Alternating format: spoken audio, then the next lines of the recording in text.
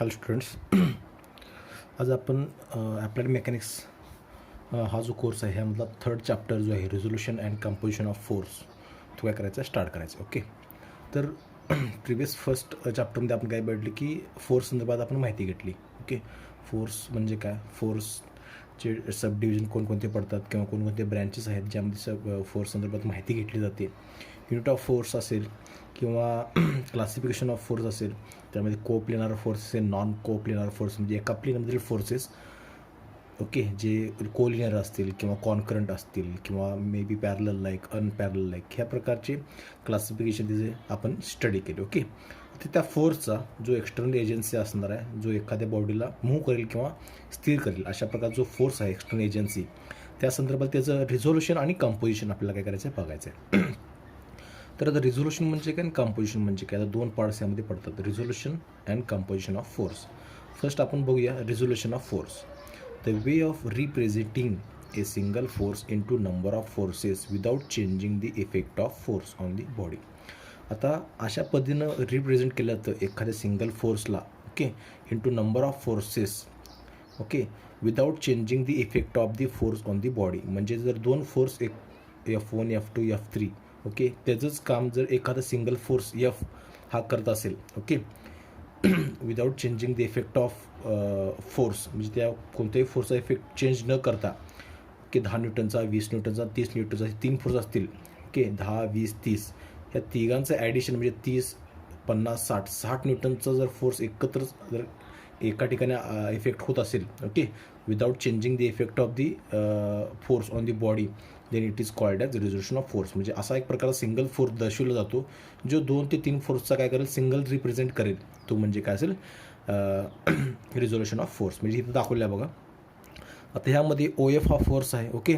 आता हा same OF हा फोर्स जर आपण काय केला डिवाईड केला म्हणजे FX हॉरिझॉन्टल कंपोनंट आहे आणि FY हा व्हर्टिकल कंपोनंट आहे, तर ह्या दोनमध्ये विभागणं केला आणि तोच सिंगल तो दोन जे इफेक्ट दाखवतात तेच जर इफेक्ट हा OF दाखवत असेल ओके तर ह्या पर काय केलं तर म्हणजे त्याला रिझोल्युशन ऑफ फोर्स म्हणतात. म्हणजे काय केलं तर FX आणि FY काय केलं तर डिवाईड केलं जातं, single force into number of forces काय केलं तर डिवाईड केलं जातं ओके. त्याला काय म्हणतात nothing but resolution of force. आता हे जे रिझोल्युशन ऑफ फोर्स आहे ज्याचं सिंगल फोर्सचं दोन फोर्सेस FX आणि FY ओके. FX म्हणजे काय असेल हा हॉरिझॉन्टल फोर्स आहे, FX हॉरिझॉन्टल ऑर्थोगोनल कंपोनंट आहे आणि FY म्हणजे काय व्हर्टिकल ऑर्थोगोनल कंपोनंट आहे ओके.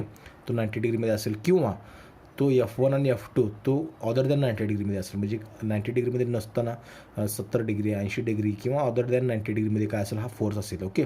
त्याला काय म्हणतात orthogonal components which is 90 degree. म्हणजे जे दोन फोर्स असणार आहेत ओके रिझोल्युशन ऑफ फोर्स आपण जी करणार आहे सिंगल फोर्सचं दोन फोर्समध्ये ओके ज्याचा सेम इफेक्ट ॲज प्रकारे येईल ओके.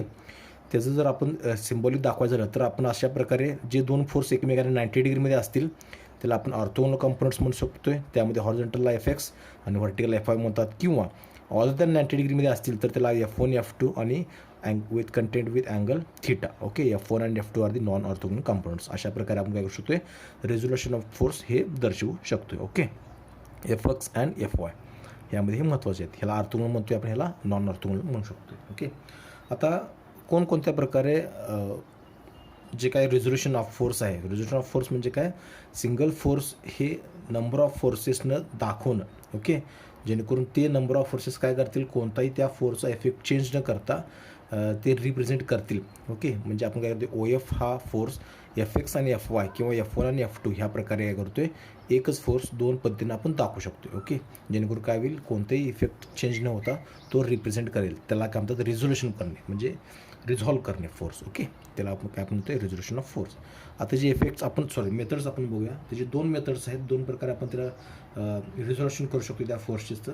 फर्स्ट आहे resolution of force into two non perpendicular component that is non orthogonal. म्हणजे अशा प्रकारे म्हणजे कसं करायचं आहे रिझोल्युशन ऑफ फोर्स रिझॉल्व करायचा आहे इंटू टू नॉन परपेंडिक्युलर. म्हणजे जे दोन फोर्स एकमेकांना परपेंडिक्युलर नसतील किंवा 90 डिग्रीमध्ये नसतील अदर दॅन 90 डिग्रीमध्ये असतील ओके. म्हणजे 90 डिग्री नसतील ओके. अशा प्रकारचे नॉन परपेंडिक्युलर फोर्सेस आहेत ओके. कंपोनंट्स काय करतात डिवाईड करणं म्हणजे त्याला म्हणतात नॉन ऑर्थोगोनल ओके.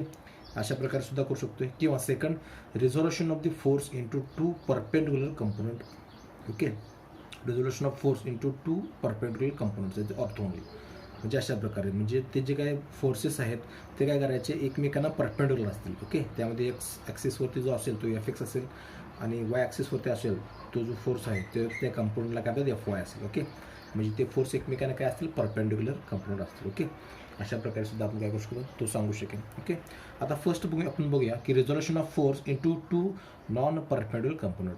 पहिला आपण जो प्रकार बघायचा आहे रिझोल्युशनचा तो ते जे फोर्स आहेत F1 आणि F2 ते एकमेकांना काय आहेत नॉन परपेंडिक्युलर आहेत म्हणजे 90 डिग्रीमध्ये नाहीत ते. ओके, अदर दॅन 90 डिग्रीमध्ये. म्हणजे सपोज आपण समजूया की F1 आणि F2 हे जे फोर्स आहेत ओके ते काय आहेत एकमेकांना अल्फा आणि बीटा ह्या फोर्सने ते काय आहेत डिवाईड केले आहेत किंवा ते अँगल त्यामध्ये आहेत. ओके, तर आपल्याला काय करायचं आहे हा जो फोर्स एफ आहे ह्या फोर्सेस काय आहेत ते कंपोनंट पार्ट्स आहेत. ओके, म्हणजे हा फोर्स एक जर आपण घेतला तर त्याचं जे काही हे दाखवतील F is equal to F1 plus F2 म्हणजे F1 आणि F2 घातल्यानंतर या फोर्स हा क्रिएट होतो. ओके, सो F1 आणि F2 these are the two components of major force F. Okay, आणि हे हा जो F1 आहे तो अल्फा अँगल मेक करत आहे विथ हॉरिझॉन्टल आणि F2 हा विथ बीटा अँगल मेक करत आहे.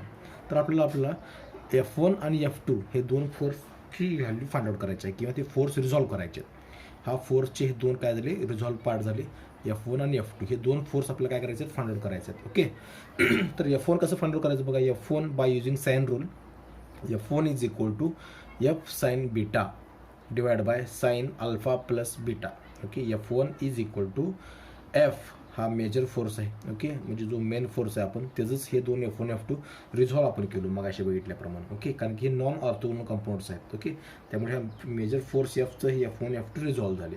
ओके, F1 F2 आपल्याला F1 F2 फाइंड आउट करायचं आहे किंवा ऑर्थोगोनल असेल तर Fx आणि Fy फाइंड आउट करायचं आहे. Okay, F1 is equal to F sine beta divide by sine alpha plus beta. हा काय आला ह्या प्रकारे जर तुम्ही ह्यामध्ये व्हॅल्यू पुट केला तर तुम्हाला F1 मिळेल. देन आपल्याला F2 सुद्धा फाइंड आउट करायचं आहे. तर F2 is equal to F sine alpha divide by sine theta plus beta. आता हा जो कॉम्पोनंट आहे डिवाइड पार्ट तो सेमच आहे.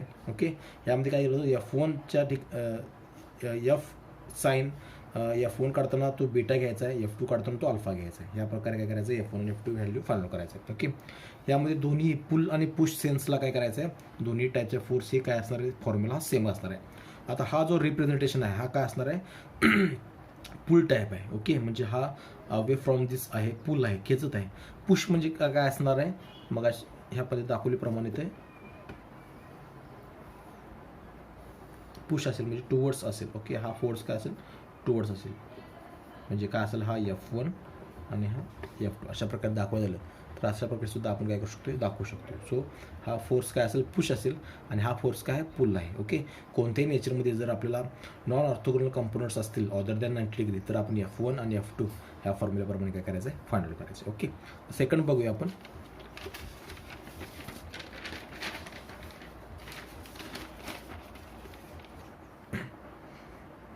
त्याचं एक आपण काय करूया एक्झाम्पल सॉल्व करूया.